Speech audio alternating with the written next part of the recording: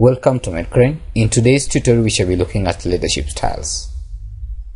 The most common leadership styles are authoritarian or autocratic leadership style, democratic leadership style, laissez-faire, transactional leadership style, transformational, servant leadership, bureaucratic, charismatic, and coaching leadership styles. In this presentation, we shall look at each of them, their characteristics, and the pros and cons. Authoritarian or autocratic leadership style. An autocratic leadership style is the style where the leader assumes full responsibility for all the decisions and actions of an institution. Some of the characteristics of an autocratic leader include a task-oriented person who gives direct, clear, and exact orders to his employees with detailed instructions as to what is to be done and how it is to be done, leaving little or no room for any employee initiative. He or she delegates as little as possible and believes that he can do a better job than his followers. He is known to have little or no confidence at all in his workers and functions with high concern for task accomplishment but low concern for the people who work or perform these tasks. Frequently, this person will exercise powers, sometimes with coercion, and is firm in nature, dominating and insistent. The advantages of authoritarian leadership style are that it is particularly suitable in crisis situations where clear directions are of the highest priority. For example, it is the only way to get action done during an emergency. This authoritarian leadership style is based on action first, and there's no time to question. Orders must be issued, and it may also apply in situations where the people being led are either having little or no experience. The non-disadvantages of this leadership style are that the workers can only work when the leader is present, but in his absence, they'll spend time trying to undermine him at the expense of working. It may cause employees to lose interest in the job and initiative, and also to stop thinking for themselves because there's no need for independent thought. The authoritarian leadership style may also lead to a loss of motivation, especially where employees find it necessary to adopt an attitude of obedience to the autocratic boss. Due to lack of motivation, the employees may reluctantly give only the minimum performance, and as a result, there's less than optimal goals achievement.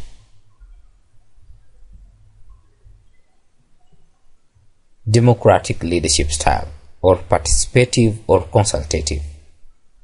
A democratic leadership is a situation where people are free to express themselves, and the manager encourages subordinates to give views, opinions, and suggestions during planning, organizing, and decision-making through discussions or dialogue at various levels. A collaborative spirit for joint effort usually exists in this leadership style, allowing for group participation in the process of decision-making.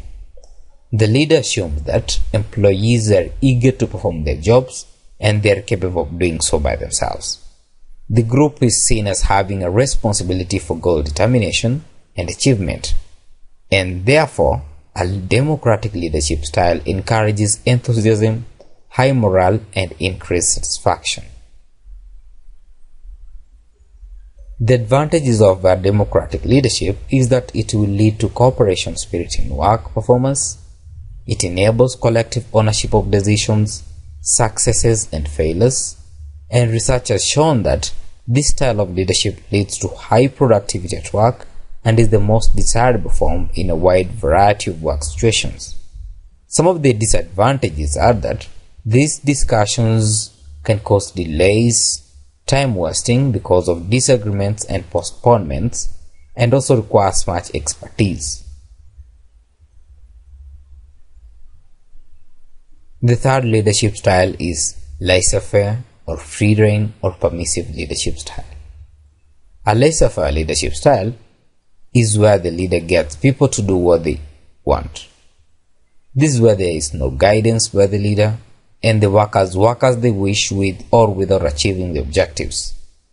The leader is also preoccupied with his own work and never communicates with the subordinates. He or she plays down his or her role as a leader in the group's activity and exercises minimum direction or control. And if you realize, this leader will want everybody to feel good about what they're doing and often avoids much responsibility by relinquishing power to the followers and permitting them to engage in managerial activities, for example, decision making, planning, setting goals, structuring, and controlling the organization. This laissez-faire leadership style is evident when the manager is too weak or feels threatened to exercise the function of their leadership. And it's also visible when the manager has a great need for approval and either does not dare to want to offend anybody. So in this case, the following can be observed. There is either little or no visible leadership that is present in the organization. The manager will tend to be preoccupied with his own work. There's no communication and direction with the employees, and there's very little work and employees do as they wish. So some of the disadvantages of this one is that this type can easily lead to organizational failure or collapse. A bureaucratic leadership style. Bureaucratic leadership is whereby a leader lives by the rules. There are certain times that you expect to get things done by the book. Likewise, you want to lead your team by the laws of the book. Bureaucratic leaders always follow specific rules and stick to those rules at all times. Yet, this leadership style can be very rigid at times, and this rigidity restricts the level of creativity in the process. The characteristics of this bureaucratic leadership style include: a bureaucratic leader will love rules, policies, and follows procedures meticulously. Decision-making process is typically slow-paced, and there is no room for any new ideas or innovations. A management approach of this sort is also very well organized, where leaders are able to delegate the tasks at the party ranks for the better results and accountability. The advantages of a bureaucratic leadership style is that it's quite rigid and does not encourage change and improvisation. It is best suited for large manufacturing organizations where you need quick completion of tasks, and is quite very well predictable.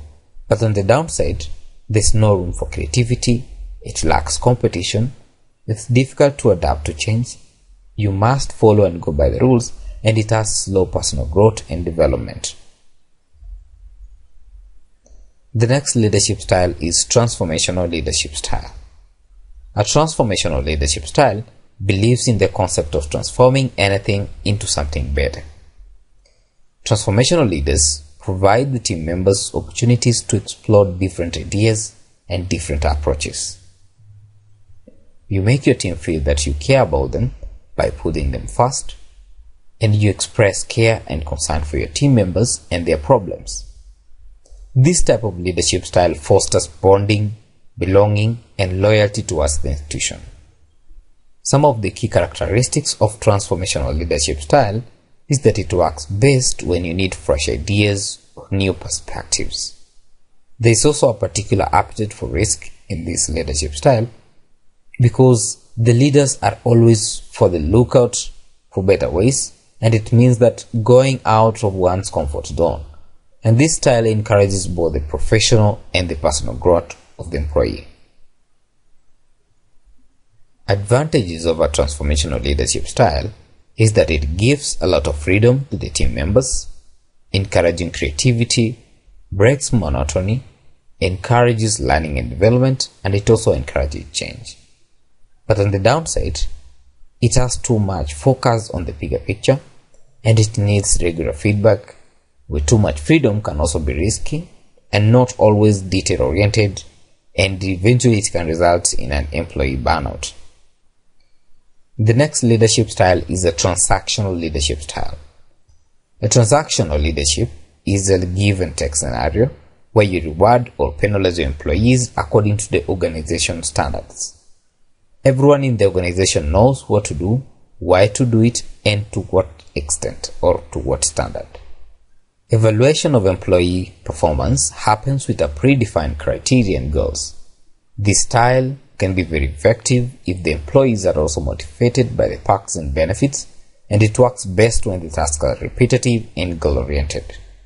The key characteristics of a transactional leadership style are that it focuses on concise goal setting and communication, clear expectation to the employees, and the employees need to be equally motivated by getting the proper amount of rewards and recognition. This type of leadership is ideal for large corporations with global teams, and a transactional leader prefers typical workflow and satisfy the daily quota.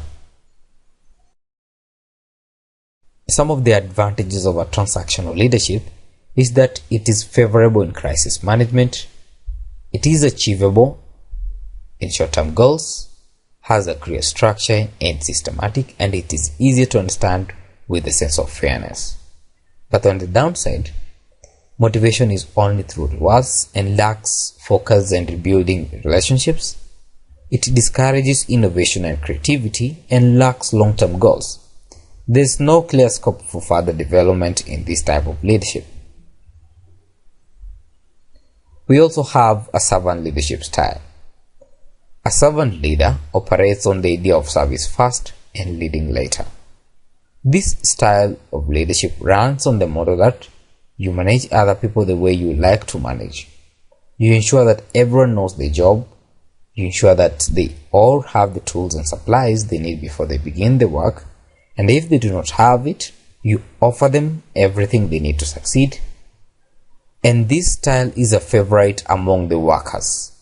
It works for employee morale and employee experience. Some of the key characteristics of servant leadership style are that this style has a high degree of awareness towards the team. The leaders of this category are great listeners. It gives them a better understanding of the team's strengths and weaknesses, and also great for building respect, trust, and loyalty, and helpful in building a solid company culture. The advantages of it is that it promotes ownership and responsibility, increases employee morale and confidence. It also builds trust within the team, and team members feel valued, and as well as leaders consider and prioritize employees' opinion. But on the downside, the servant leaders can be perceived as incompetent sometimes. It can sometimes create confusion, slow decision-making process, and team members may not be competent to take decisions. And also, leaders may lose their authority.